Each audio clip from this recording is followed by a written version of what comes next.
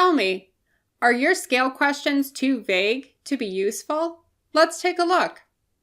One way to rate a scale or rating question is to have respondents self-report their attitudes, opinions, and perceptions by selecting where they fall along a sequentially numbered spectrum of options. The most common one in business is probably the Net Promoter Score, or NPS, which takes the form, on a scale of 1 to 10, how likely are you to, where you fill in the blank with something like recommend this newsletter to a friend or colleague. The scale is labeled such that the 1 indicates not at all likely, and the 10 indicates very likely, with the range in between open to subjective interpretation. With the NPS, it's generally accepted that a 9 or 10 is a promoter, a 7 or 8 is passive, and 1 to 6 is an active detractor. Even so, if you need more than a general gist of where they fall, you would need to follow up with an open-ended why or what reason sort of question in order to get some idea of what their selections mean. If you take this route, you've now also introduced a need for open-ended qualitative data analysis just to understand the closed-ended quantitative responses. That follow-up highlights what I call the shared meaning problem for scales. That is, the scale options don't do enough to establish a shared understanding of what the numbers mean. Now, before we dive into a critique, I should caveat that there's obviously a lot more to survey design than assessing your questions in isolation. So this video is for general information purposes only. As a real-world example, let's take a look at a pain scale like the type you'd use at a doctor's office. To start, I'll adopt the NPS format and ask, on a scale of 0 to 10, how much did it hurt the last time you stubbed your toe? Select a number between 0, no pain, and 10, worst pain ever. What's working here is that it's clear what the respondents should be addressing. Stub toe pain on a scale.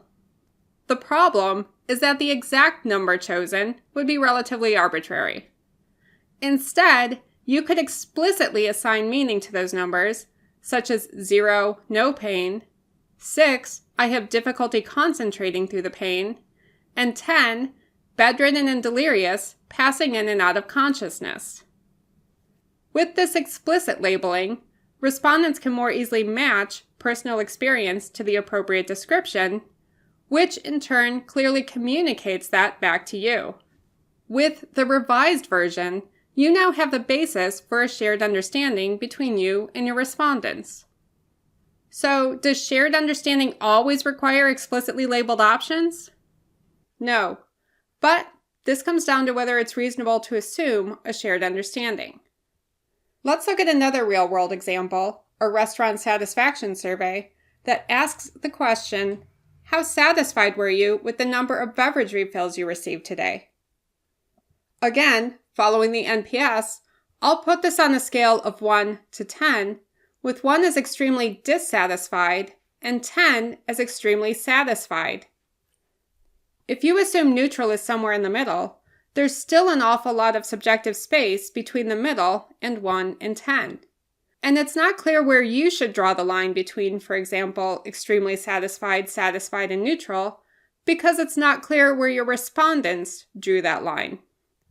Instead, given the satisfaction framing of the question, you could get away with simply shortening your scale range to something like 1 to 5.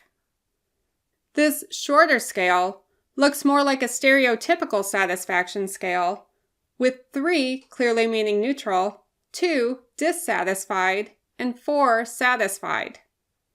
So, this revision, along with the respondent history with other surveys, provides the basis for a shared understanding between you and your respondents. Now, take a look at your own scale questions. Do they establish enough of a shared understanding? Drop a comment below and let me know what you found. Think you might need deeper help?